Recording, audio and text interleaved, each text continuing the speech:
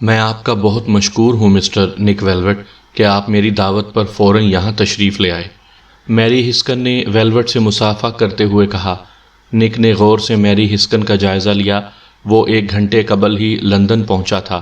اسے کل رات کو بذریعہ ڈاک لندن کا ریٹرن ٹکٹ، $1000 کے نوٹ اور ایک خط نیو یارک میں موصول ہوا تھا۔ خط میں نک سے لندن میں فوری ملاقات کی درخواست کی گئی تھی۔ خط بھیجنے والا کوئی میری ہسکن تھا۔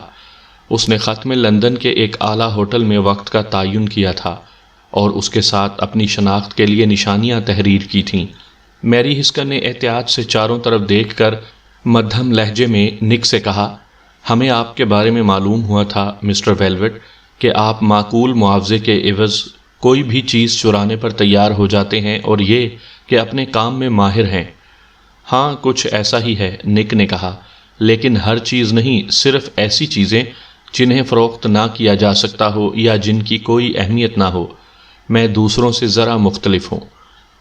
مسٹر میری، آپ کو یقیناً میرے اصول کا علم تو ہو گیا ہوگا، تبھی آپ نے مجھے اتنی دور سے یہاں آنے کی دعوت دی ہے۔ درست ہے، میری ہسکن نے اعتراف کیا۔ پھر کچھ دیر کے بعد اس نے کہا، بات کچھ ایسی ہے مسٹر ویلوٹ کہ پرسوں کی صبح ملکہ برطانیہ گولا کے صدر سے ملاقات کرنے والی ہیں۔ آپ نے شاید اس ملک گولا کا نام سنا ہو۔ یہ ایک چھوٹا سا ملک ہے جس نے حال ہی میں آزادی حاصل کی ہے۔ اس موقع پر گولا کے صدر ملکہ برطانیہ کی خدمت میں 7 عدد ریون پیش کرنا چاہتے ہیں جو ایک پنجرے میں بند ہوں گے۔ ریون؟ نک نے دلچسپی سے کہا، میں نے اس پرندے کو کبھی نہیں دیکھا۔ مسٹر میری، آپ ذرا مجھے اس کے متعلق بتلائیں۔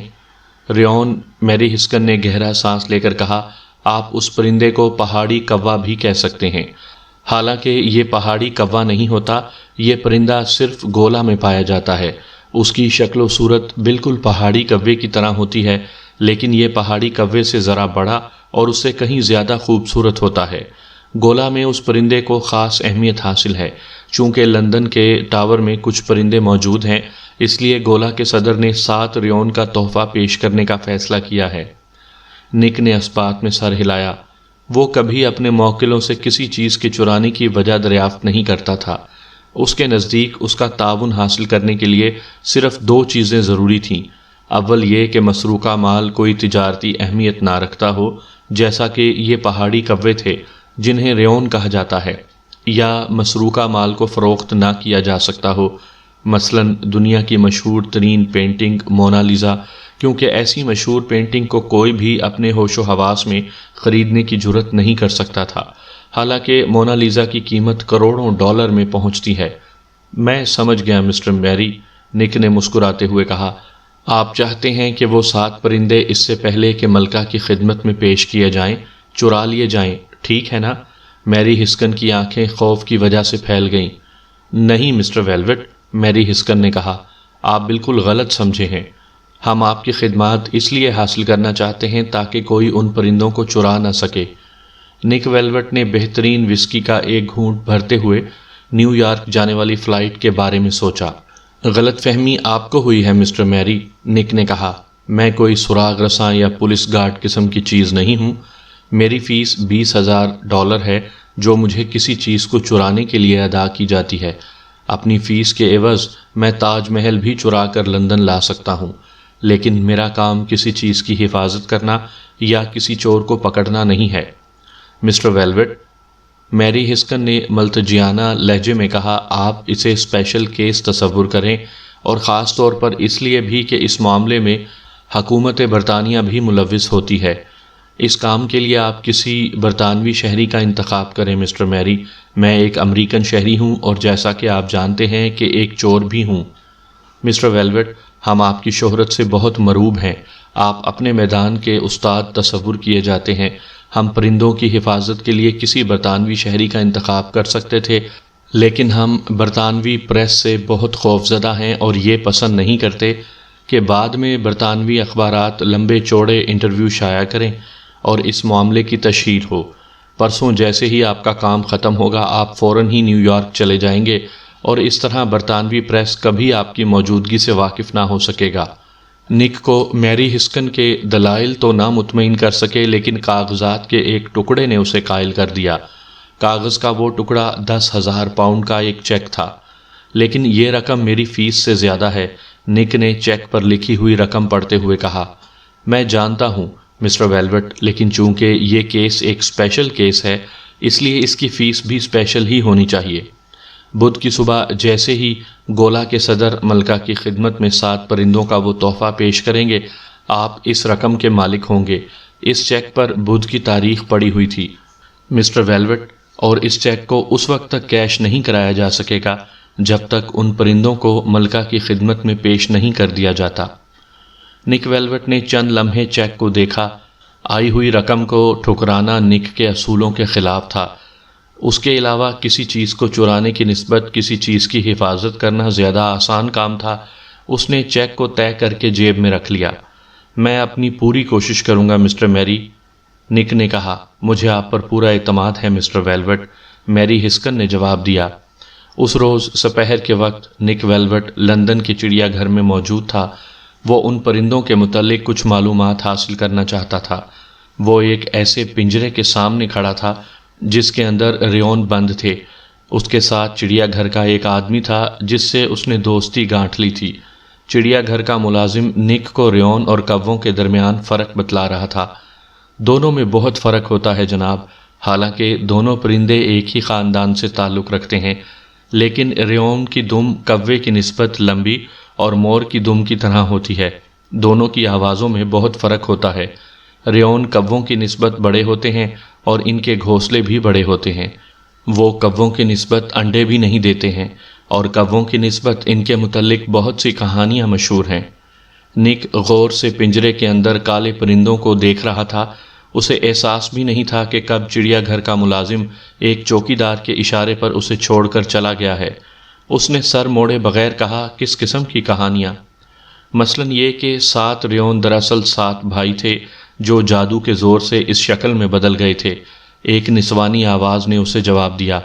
نک نے چونک کر اس لڑکی کو دیکھا۔ وہ نیلی آنکھوں والی ایک خوبصورت لڑکی تھی۔ آپ نے مجھ سے کچھ کہا؟ میں صرف یہ کہہ رہی تھی۔ حیرت ہے، آپ کو اس پرندے کے متعلق بہت معلومات حاصل ہیں اور آپ ان کے بارے میں کہانیوں سے بھی واقف ہیں۔ نک نے اس کی بات پر ہنستے ہوئے کہا۔ تم امریکی شہری ہو؟ لڑکی نے نک کا سوال نظر انداز کرتے ہوئے کہا۔ مجھے اپنے جرم کا اعتراف ہے، لیکن تم بھی برطانوی شہری نہیں ہو؟ ہاں، میں آئرش ہوں، لڑکی نے جواب دیا۔ میرا نام شیلا ہے، مجھے نک ویلوٹ کہتے ہیں، نک نے اپنا تعارف کراتے ہوئے کہا۔ یہاں چند روز کے لیے کاروباری سلسلے میں آیا ہوا ہوں۔ کیا تمہیں لندن پسند آیا؟ شیلا نے پوچھا۔ شہر پسند آیا ہو یا نہ آیا ہو، لیکن یہاں کے لوگ بہت زیادہ ملنسار واقع ہوئے ہیں۔ شیلا کے چہرے پر حیا کی سرخی دوڑ گئی۔ میں تم سے ایک اعتراف کرنا چاہتی ہوں مسٹر ویلوٹ، مجھے معلوم ہے تم میرا تعاقب کرتی ہوئی یہاں آئی ہو۔ شیلا کا حیرت زدہ چہرہ دیکھ کر نک مسکرا دیا۔ میں اتفاقات پر یقین نہیں رکھتا شیلا، جب تم نے 7 ریون کا ذکر کیا تو میں اسی وقت سمجھ گیا تھا، کیونکہ 7 کا ہندسہ کوئی اتفاق نہیں ہو سکتا۔ ویسے تم ہو کون شیلا؟ میرا نام شیلا ہی ہے، لڑکی نے جواب دیا۔ یہ درست ہے کہ میں تمہارا تعاقب کرتی ہوئی یہاں تک آئی ہوں۔ کیوں؟ نک نے اس کی نیلی آنکھوں میں جھانکتے ہوئے کہا۔ آپ کے متعلق ہمیں معلوم ہوا تھا کہ آپ کا پیشہ چوری ہے۔ بے شک، لیکن میں خوبصورت لڑکیوں کو نہیں چراتا۔ مجھے کچھ لوگوں نے بھیجا ہے جو آپ کی فیس ادا کر سکتے ہیں۔ ہم نے آپ سے نیو یارک میں رابطہ پیدا کرنے کی کوشش کی تھی، لیکن ہمیں معلوم ہوا کہ آپ لندن کے لیے روانہ ہو چکے ہیں۔ اچانک نک کے ذہن میں سارا معاملہ روشن ہو گیا۔ تم لوگ چاہتے ہو کہ میں ان 7 پرندوں کو چرا لوں اس سے پہلے کہ انہیں پرسوں صبح ملکہ کی خدمت میں پیش کیا جائے۔ لیکن آپ کو کیسے معلوم ہوا مسٹر ویلوٹ؟ شیلا نے حیرت زدہ ہوتے ہوئے کہا۔ اس کا اندازہ لگانا بہت آسان تھا۔ تم مجھ سے پہلے ہی 7 ریون کا ذکر کر چکی ہو، اور ابھی تم نے کہا تھا کہ تم لوگوں نے نیو یارک میں مجھ سے رابطہ قائم کرنے کی کوشش کی تھی۔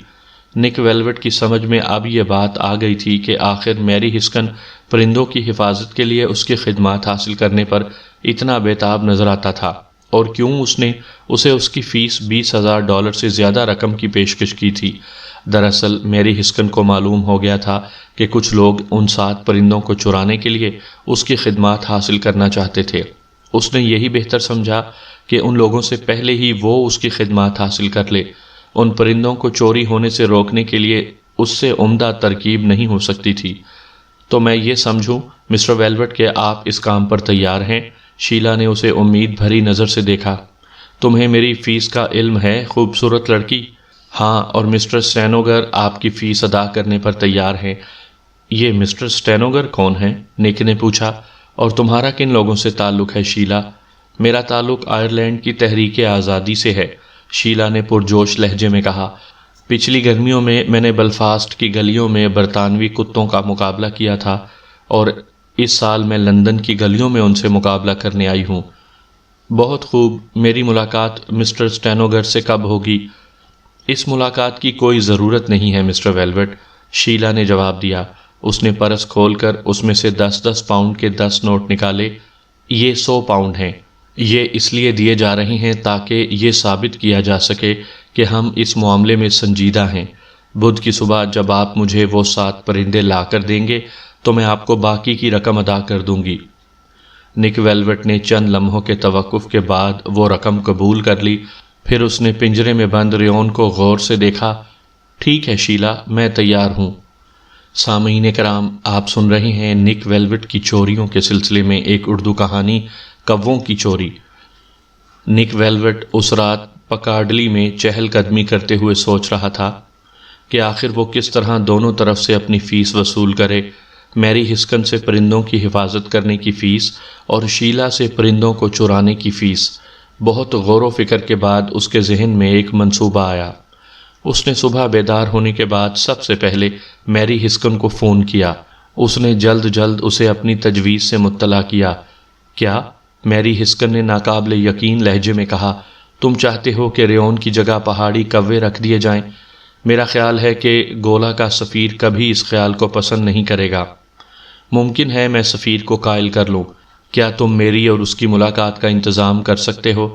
سفیر کا نام اینسن گبلن ہے، میری ہکسن نے کہا۔ میں اسے فون کر دیتا ہوں، تم اس سے سفارت خانے میں ملاقات کر سکتے ہو۔ گولا کا سفارت خانہ لندن میں امریکی سفارت خانے سے قریب تھا، لیکن وہ جس عمارت میں تھا وہ بہت ہی پرانی تھی۔ نک عمارت میں داخل ہوا تو ایک آدمی ایک پرانی سی میز کے پیچھے بیٹھا تھا۔ اس نے پہلے نک کو مشتبہ نظروں سے دیکھا، پھر اس نے نک کی آمد کا اعلان کیا۔ 5 منٹ بعد وہ گولا کے سفیر کے سامنے کھڑا تھا۔ گولا کا سفیر اینسن گیبلن دوہرے جسم کا قدآور آدمی تھا۔ ایسا معلوم ہوتا تھا جیسے اس کی رگوں میں یورپی خون دوڑ رہا ہو۔ اس نے نک سے مصافحے کے بعد اسے بیٹھنے کا اشارہ کیا۔ ہکسن نے مجھے آپ کی آمد سے مطلع کر دیا تھا مسٹر ویلوٹ۔ ان کی زبانی مجھے اس معاملے میں آپ کی پوزیشن کا علم ہو گیا تھا۔ تب آپ کو میری اس تجویز کا علم بھی ہو گیا ہوگا کہ فی الحال پنجرے میں سے ریون نکال کر ان کی جگہ پہاڑی کوے بند کر دیے جائیں۔ اس طرح ان کی حفاظت زیادہ آسانی سے ہو سکے گی۔ آپ کو معلوم ہے پہاڑی کووں اور ان کے درمیان کوئی ایسا واضح فرق نہیں ہے جسے لوگ محسوس کر سکیں۔ گولا کے صدر اور ملکہ کی ملاقات کے بعد ہم آسانی سے کووں کو نکال کر ان کی جگہ ریون رکھ دیں گے۔ لیکن مسٹر ویلوٹ، یہ ناممکن ہے، سفیر نے جواب دیا۔ اس طرح تحفے کی افادیت ہی ختم ہو جائے گی۔ 7 ریون میرے ملک کی تاریخ کے 7 ادوار پیش کرتے ہیں، جب ہمارا ملک آزاد تھا، اور جب میرے ملک پر اسپین کی حکومت تھی، اور اس کے بعد فرانس، برطانیہ، بیلجیم اور پرتگال، اور آخر میں ہماری موجودہ آزادی۔ اس پرندے کو ہمارے ملک میں مقدس تصور کیا جاتا ہے۔ میرے ملک کے جھنڈے پر اس پرندے کی شبیہ ہے۔ اس کے علاوہ بھی یہ بھی کہا جاتا ہے پہلا ریون ہمارے عمر رسیدہ لیڈر کے گھر آیا تھا اور اس نے وہاں اسی رات انڈے دیے تھے۔ ہمارے عظیم لیڈر نے ریون کے انڈے سے اپنے سفید بال کالے کیے تھے۔ پھر وہ کسی ریون ہی کی طرح پہاڑوں میں چلا گیا اور وہاں سے اس نے جنگ آزادی کا آغاز کیا۔ سفیر نے معذرتی انداز میں مسکرا کر نک کو دیکھا۔ اور آپ چاہتے ہیں کہ ان کی جگہ پہاڑی کوے رکھ دیے جائیں؟ معاف کیجیے، مجھے اس پرندے کے متعلق جذباتی وابستگی کا علم نہیں تھا، لیکن آپ ایک بات تو بتائیں، آخر آپ کو یہ شبہ کیوں ہوا کہ کچھ لوگ ان پرندوں کو چرانا چاہتے ہیں؟ میں پوری سچائی سے عرض کرتا ہوں مسٹر ویلوٹ، سفیر نے کہا، مجھ سے زیادہ برطانوی حکومت ان پرندوں کے بارے میں فکر مند ہے۔ جب سے یہ پرندے لندن پہنچے ہیں، مسٹر ہکسن ان کی حفاظت کے لیے میرے پیچھے پڑے ہوئے ہیں۔ حالانکہ ان کی چوری سے میری حکومت کے مخالفین کو کوئی فائدہ نہیں پہنچے گا، لیکن ان کی چوری کی وجہ سے آپ کی حکومت کو شرمندگی تو اٹھانی پڑے گی نا، خاص طور پر آپ کے ملک کے سربراہ کو۔ بے شک، لیکن وقتی طور پر، کیونکہ ہم فوراً ہی ہوائی جہاز کے ذریعے دوسرے پرندے منگوا سکتے ہیں۔ البتہ نااہلی کی بنا پر مجھے سفیر کے عہدے سے چھٹی مل جائے گی اور مجھے واپس گولا بھیج دیا جائے گا۔ گولا کے سفیر سے گفتگو کے بعد نک نے سوچا کہ کیوں نہ وہ اپنے کھیل کو الٹا کر دے اور شیلا اور اس کے ساتھیوں کو یہ یقین دلا دے کہ اس نے پنجرے میں سے ریون نکال کر پہاڑی کوے رکھ دیے ہیں۔ اس نے سپہر کے وقت ایک ٹیکسی پکڑی اور ہیروٹ کے مشہور ڈپارٹمنٹل سٹور پہنچا۔ وہاں اس نے پالتو جانوروں کے سربراہ سے کچھ دیر گفتگو کی۔ واپسی پر اس کے پاس ایسی دکانوں کی فہرست تھی جہاں پالتو پرندے فروخت کیے جاتے تھے۔ رات گئے تک وہ ان تمام دکانوں کی سیر کرتا رہا۔ رات کے کھانے کے بعد اس نے میری ہسکن کو اپنے گھر ٹیلی فون کیا۔ مسٹر میری، آپ ایک شخص اسٹینوگر کے بارے میں کیا جانتے ہیں؟ نک نے پوچھا۔ اسٹینوگر وہی آدمی تھا جس نے شیلا کو نک کے پاس بھیجا تھا۔ اسٹینوگر کا نام سن کر میری ہسکن نے ایک گہرا سانس لیا۔ سچ تو یہ ہے مسٹر ویلوٹ کہ اسی آدمی کی وجہ سے میں نے آپ کی خدمات حاصل کی ہیں۔ میری ہسکن نے دوسری جانب کہا، اسٹینوگر ایک پراسرار انقلابی شخصیت ہے۔ وہ گولا میں انقلاب کے ذریعے اقتدار پر قابض ہونا چاہتا ہے۔ گولا میں بھی کوئی اس شخص کی نشاندہی نہیں کر سکتا۔ ہو سکتا ہے یہ صرف ایک نام ہو، ایک فرضی نام۔ بہرحال ہمیں یہ اطلاع ملی تھی کہ اسٹینوگر تمہارے ذریعے ان پرندوں کو چرانا چاہتا ہے۔ جب مجھے یہ اطلاع ملی تو میں نے اس سے پہلے ہی اپنے لیے تمہاری خدمات حاصل کر لیں۔ میں ملکہ معظمہ اور گولا کے صدر کے درمیان ملاقات ہونے پر کسی بدمزگی کے خیال کو پسند نہیں کرتا۔ خوب، میرا بھی ایسا ہی خیال تھا، نک نے کہا۔ مسٹر ویلوٹ، کیا کل صبح آپ اس موقع پر محل میں آنا پسند کریں گے؟ ضرور۔ یہ اچھا ہے، کل میں آپ کو مہمان خانے کے دروازے پر ملوں گا، آپ صبح ہی پہنچ جائیں۔ نک دوسری صبح بکنگم پیلس پہنچ گیا۔ وہ صبح قہر آلود تھی۔ وہ ملکہ اور گولا کے صدر سے ملاقات سے 1 گھنٹہ قبل ہی پہنچ گیا تھا۔ لندن کے معزز شہری اور پارلیمنٹ کے رکن محل پہنچنے شروع ہو گئے تھے۔ میری ہسکن مہمان خانے کے صدر دروازے پر اس کا منتظر تھا۔ جیسے ہی نک وہاں پہنچا، ہسکن اسے لے کر مسلح محافظوں کے درمیان سے گزر کر ایک طویل و عریض احاطہ عبور کر کے محل کے اندر داخل ہوا۔ انتظار گاہ سے گزر کر وہ ایک لمبے چوڑے کمرے میں داخل ہوئے جس میں قدیم طرز کا فرنیچر رکھا ہوا تھا۔ نک نے کمرے پر طائرانہ نظر ڈالی۔ انہیں اس کمرے میں داخل ہوئے چند منٹ گزرے تھے کہ گولا کا سفیر اندر داخل ہوا۔ اس نے دونوں سے مصافحہ کیا۔ صدر محترم 15 منٹ میں یہاں آنے والے ہیں، سب ٹھیک ٹھاک ہے نا؟ گولا کے سفیر نے معنی خیز نظروں سے پنجرے کو دیکھتے ہوئے کہا، جس پر سرخ ساٹن کا کپڑا ڈھکا ہوا تھا۔ ایسا معلوم ہوتا ہے مسٹر ویلوٹ جیسے آپ کا کام ختم ہو گیا۔ میری ہسکن نے کہا۔ ابھی اس کا جملہ مکمل ہی ہوا تھا کہ وہ لوگ کھڑکی کا شیشہ ٹوٹنے کی آواز سے بری طرح چونک گئے۔ نک نے مڑ کر دیکھا۔ جس کھڑکی کا شیشہ ٹوٹا تھا وہ کمرے کی آخری کھڑکی تھی۔ وہ باہر کی جانب احاطے میں کھلتی تھی۔ شیشہ ٹوٹنے کی وجہ ایک ٹرک تھا جس کا ڈرائیور اسے بیک کر رہا تھا اور ٹرک کا پچھلا حصہ کھڑکی سے ٹکرا گیا۔ اچانک نک نے مسلح محافظوں کے دوڑنے کی آوازیں سنی۔ فوراً ہی کمرہ ٹوٹی ہوئی کھڑکی سے اندر داخل ہونے والے بے شمار سیاہ رنگ کے پرندوں سے بھر گیا۔ ان گنت سیاہ رنگ کے پرندے پورے کمرے میں بکھر گئے۔ وہ چیختے چلاتے کمرے میں ادھر سے ادھر اڑ رہے تھے۔ چند لمحوں میں کمرے میں قابل دید افراتفری مچ گئی۔ نک پر جیسے سکتہ طاری ہو گیا تھا۔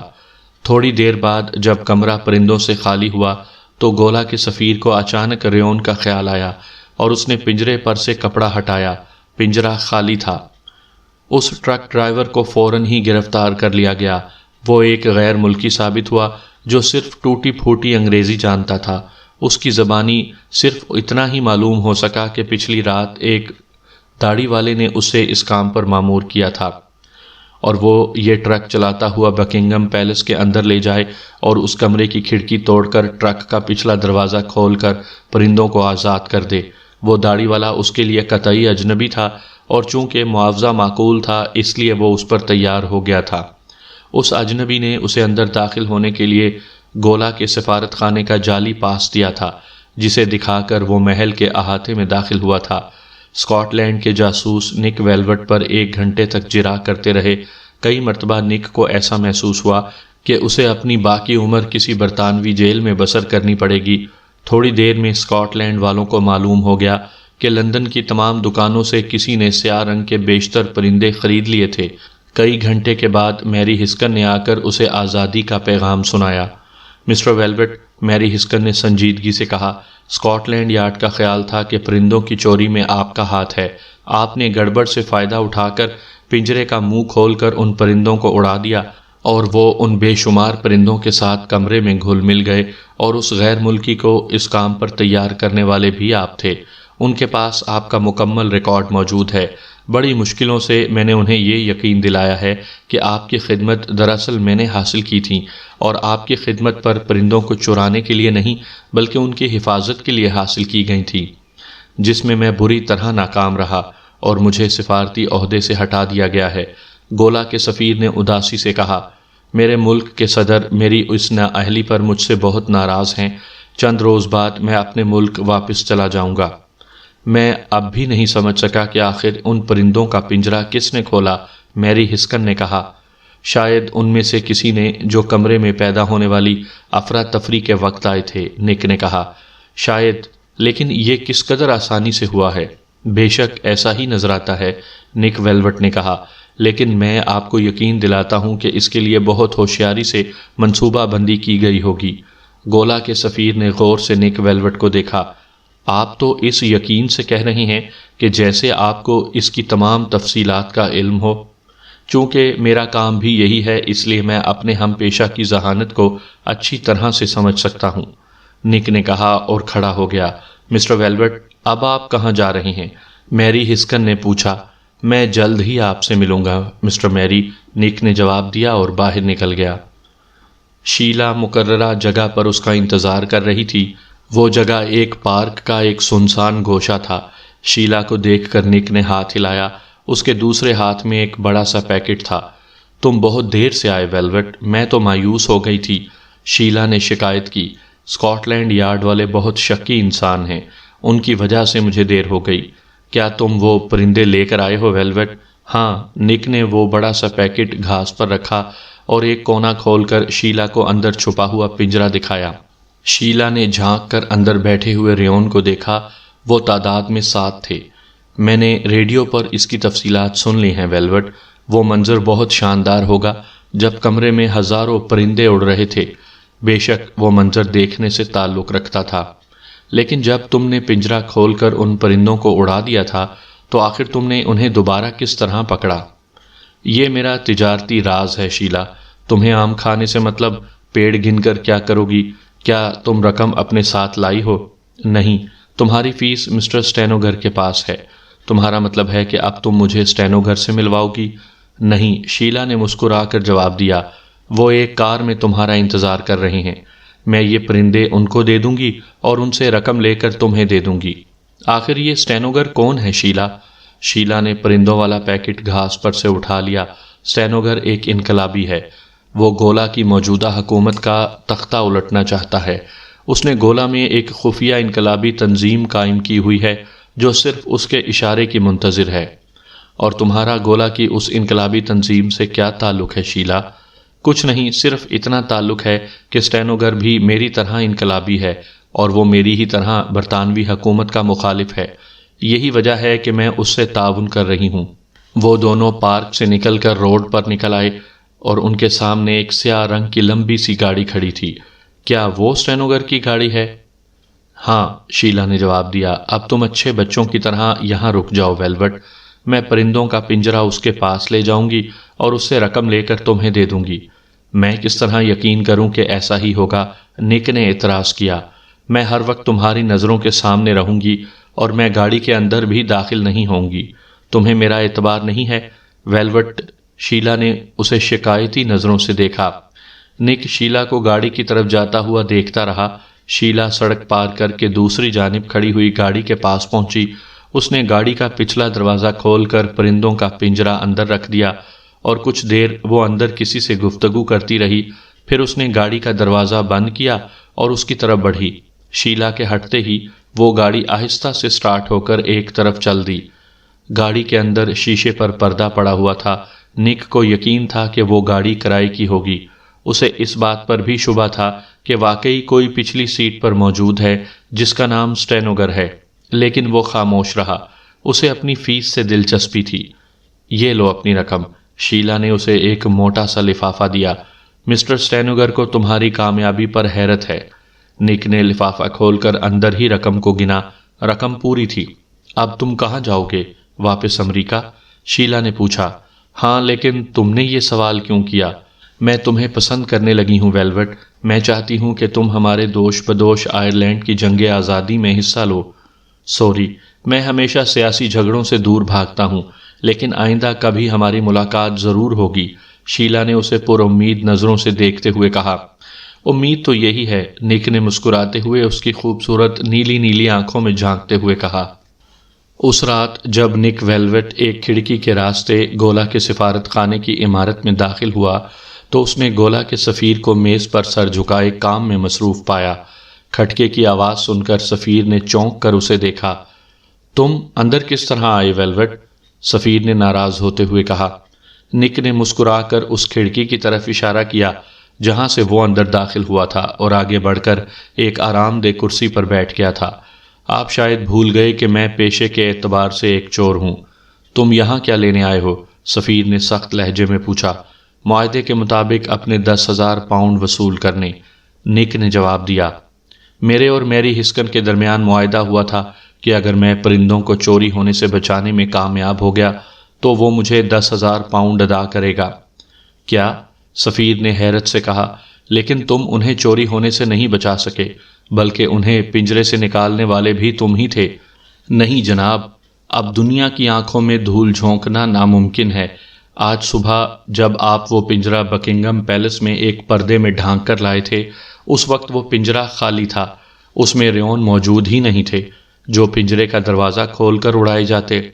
ایک غیر ملکی کی مدد سے آپ نے کمرے میں بے شمار سیاہ پرندوں کو گھسانے کا جو ڈرامہ کھیلا تھا وہ بہت عمدہ تھا، لیکن میں اس ڈرامے سے بے وقوف نہیں بنا۔ تم کسی اچھے ڈاکٹر سے اپنا دماغی معائنہ کرواؤ ویلوٹ، سفیر نے سرد لہجے سے اسے مشورہ دیا۔ کیا واقعی آج صبح جب آپ وہ پنجرہ اپنے ساتھ لائے تھے تو اس وقت وہ سرخ رنگ کے کپڑے سے ڈھکا ہوا تھا؟ کسی نے بھی وہ کپڑا ہٹا کر پنجرے کے اندر موجود پرندوں کی تصدیق کرنی ضروری نہیں سمجھی، اور میں نے اور میری نے آپ کے ان الفاظ پر بھروسہ کیا۔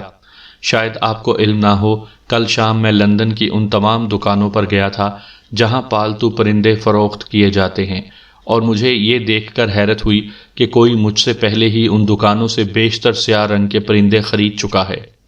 اسی لیے آج صبح میں نے کھڑکی کے باہر اس ٹرک کو کھڑکی کا شیشہ توڑتے ہوئے دیکھا تو مجھے ذرا بھی حیرت نہ ہوئی۔ میں کمرے کے ایک کونے میں کھڑے ہو کر ان پرندوں کو کمرے میں اڑتا ہوا دیکھتا رہا، لیکن میں خاص طور پر آپ کے پنجرے کی نگرانی کرتا رہا۔ آخر وقت تک کوئی بھی اس پنجرے کے قریب نہیں گیا۔ اس کے بعد بس اعلان کیا کہ پنجرہ خالی ہے۔ اس کا صرف یہی مطلب ہو سکتا تھا کہ پنجرے میں سرے سے وہ 7 ریون موجود ہی نہیں تھے۔ لیکن ویلوٹ، مجھے ایسا کرنے کی کیا ضرورت تھی؟ چور تم ہو، میں نہیں ہوں۔ بے شک، لیکن اس مرتبہ چوری کا ارتکاب میں نے نہیں، آپ نے کیا تھا۔ کوئی بھی سنجیدگی سے اس پر یقین نہیں کر سکتا کہ ان پرندوں کو اس طرح چوری کرنے کا یہ منصوبہ میرا تھا، کیونکہ میں پہلے کبھی بکنگم پیلس میں نہیں گیا۔ مجھے اس کمرے کا بھی علم نہیں تھا جہاں یہ سارا ڈرامہ کھیلا گیا تھا۔ میں کس طرح اس ٹرک ڈرائیور کو اس مخصوص کمرے میں کھڑکی توڑنے اور اندر پرندے چھوڑنے کا حکم دے سکتا تھا؟ اس لیے اس سے ثابت ہو گیا کہ اس غیر ملکی کو اس کام پر مامور کرنے والا ضرور کوئی ایسا آدمی تھا جو بکنگم پیلس سے اچھی طرح واقف تھا، جو وہاں منعقد ہونے والے تقاریب کی تیاریوں سے بھی واقفیت رکھتا تھا۔ بے شک میری ہسکی کو بھی یہ ساری معلومات حاصل تھیں، لیکن جب مجھ پر اس بات کا انکشاف ہوا کہ پنجرہ سرے سے خالی تھا تو میری ہسکن پر شبہ نہیں کیا جا سکتا تھا۔ وہ شخص صرف اور صرف آپ ہی ہو سکتے ہیں جناب۔ اچھا تو پھر کچھ نہیں، مجھے معاہدے کے مطابق اپنی رقم درکار ہے، 10,000 پاؤنڈ۔ یہ معاہدہ تمہارا اور میری کے درمیان ہوا تھا، سفیر نے اسے یاد دلاتے ہوئے کہا۔ ہاں، لیکن میں اب اپنی فیس آپ سے وصول کروں گا۔ لیکن تمہیں تمہاری فیس مل چکی ہے، آج دوپہر کو تمہیں $20,000 اسٹینوگر کی طرف سے ملے ہیں اور یہ فیس پرندوں کو چرانے کے سلسلے میں تمہیں ادا کی گئی ہے۔ خوب۔ نک نے غور سے سفیر کو دیکھا۔ تو آپ اسٹینوگر سے گفتگو کر چکے ہیں؟ مجھے حیرت ہے ویلوٹ، تم اب بھی نہیں سمجھے، سفیر نے کہا، اور اس نے اپنا ہاتھ میز کے نیچے سے نکالا۔ اس کے ہاتھ میں نیلے رنگ کا فولادی ریوالور چمک رہا تھا جس کی نال کا رخ نک کے سینے کی طرف تھا۔ میں ہی اسٹینوگر ہوں، سفیر نے سرد لہجے میں کہا۔ خوب۔ نک کرسی کی پشت سے ٹیک لگا کر بیٹھ گیا۔ یہ بھی خوب مذاق رہے گا، ایک ہی آدمی مجھے 2 مختلف کاموں کے لیے معاوضہ ادا کرے گا۔ مسٹر ویلوٹ، تم مجھے پہلے ہی لوٹ چکے ہو۔ آج دوپہر کو جب شیلا نے مجھے وہ نقلی ریون لا کر دیے تو تم پر مجھے بہت سخت غصہ آیا، کیونکہ مجھے معلوم تھا کہ وہ ریون اصلی نہیں ہیں اور تم نے کسی دکان سے خریدے ہیں۔ لیکن میں کس طرح اس لڑکی شیلا کے سامنے اس بات کا اظہار کر سکتا تھا؟ اس لیے مجبوراً مجھے رقم ادا کرنا پڑی۔ لیکن اب تم اپنے منصوبے میں کامیاب نہیں ہو سکتے۔ مجھے اعتراف ہے کہ میں نے وہ پرندے ایک دکان سے خریدے تھے اور اس کے لیے مجھے گرین وچ شہر جانا پڑا، کیونکہ لندن کی تمام دکانیں تم پہلے ہی خالی کر چکے تھے اور وہ تمام پرندے تم نے پچھلے کئی ہفتوں کے دوران خریدے تھے۔ اس سے یہ ثابت ہوتا ہے کہ تم اس ڈرامے کی تیاری بہت پہلے سے کر رہے تھے۔ تمہارا خیال درست ہے، سفیر نے اعتراف کیا اور نک کے سینے کا نشانہ لیا۔ اس سے پہلے کہ آپ مجھے گولی ماریں، مسٹر اسٹینوگر، آپ مجھے کم از کم یہ تو بتا دیں کہ آخر آپ کو یہ سارا ڈرامہ کھیلنے کی ضرورت کیا تھی؟ نک نے کہا۔ کیوں؟ اس کی دو وجوہات ہیں۔ ایک وجہ تو ظاہر ہے، یعنی گولا کے صدر کو ملکہ کے سامنے شرمندہ کرنا، لیکن سب سے زیادہ اہم وجہ یہ تھی کہ میں اپنے ملک واپس جانا چاہتا تھا۔ اگر میں سفیر کے عہدے سے استعفیٰ دے دیتا تو ظاہر ہے کہ میں حکومت کی نظر میں آ جاتا اور وہ میرے استعفے کی وجہ جاننے کی کوشش کرتے۔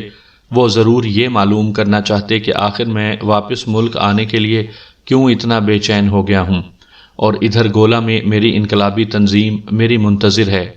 وہ میرے بغیر ایک قدم بھی آگے نہیں بڑھ سکتی، صرف میں ہی گولا میں انقلاب لا سکتا ہوں۔ لیکن ہوا کیا؟ جب میں انقلاب کی تیاریوں میں مصروف تھا تو حکومت نے مجھے سفیر بنا کر لندن بھیج دیا۔ میں استعفیٰ بھی نہیں دے سکتا تھا، چنانچہ میرے سامنے یہی ایک راستہ رہ گیا تھا۔ میرا منصوبہ کامیاب رہا۔ اب اگلے ہفتے یہاں نیا سفیر آ جائے گا اور میں اپنے ملک میں بیٹھا انقلاب کی قیادت کر رہا ہوں گا۔ اب تم سمجھے مسٹر ویلوٹ؟ ویلوٹ نے اسبات میں سر ہلایا۔ اس کی نظریں ریوالور کے ٹریگر پر جمی ہوئی تھیں۔ اس نے محسوس کیا کہ ٹریگر پر سفیر کی انگلی کا دباؤ بڑھ گیا ہے۔ اچانک نک کی نظر اس کھڑکی پر پڑی جہاں سے نک اندر داخل ہوا تھا۔ وہ ایک زوردار آواز سے کھلی اور کمرے میں سیاہ رنگ کے پرندے اڑنے لگے۔ سفیر نے چونک کر کھڑکی کی طرف دیکھا۔ نک کے لیے اتنا ہی کافی تھا۔ اس نے پھرتی سے میز پر جھک کر سفیر کا ریوالور والا ہاتھ پکڑا اور اسے بلند کر کے پوری قوت سے مروڑ دیا۔ ریوالور سفیر کی گرفت سے نکل کر قالین پر گر گیا۔ کھڑکی سے شیلا اندر داخل ہوئی۔ وہ اپنے نئے لباس میں بہت خوبصورت نظر آ رہی تھی۔ نک نے اسے پرشوق نظروں سے دیکھا۔ میں تمہارا مشکور ہوں شیلا، تم نے آج میری جان بچائی ہے، نک نے کہا۔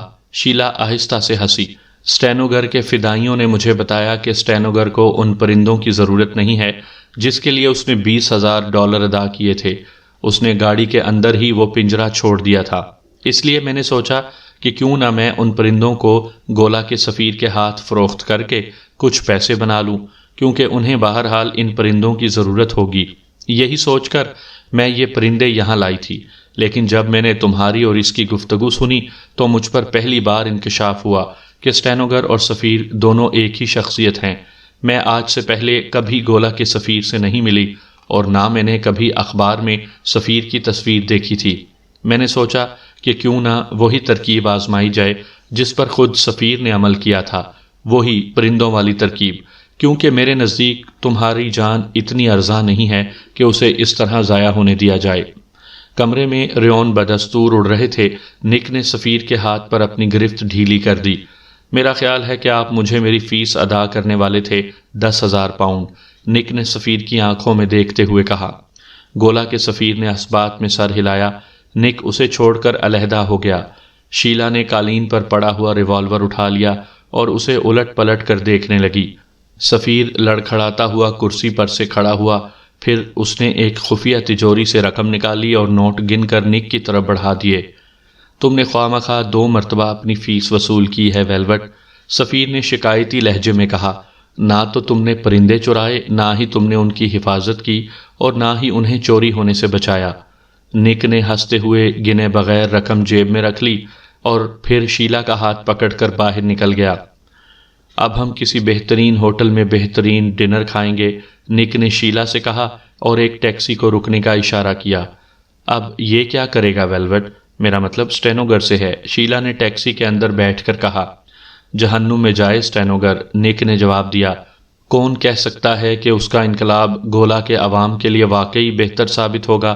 ہو سکتا ہے آئندہ سال اسٹینوگر ہی گولا کے صدر کی حیثیت سے ملاقات کرنے لندن آئے اور اس مرتبہ اس کے پرندوں کو کوئی اور چرانے کی کوشش نہ کرے۔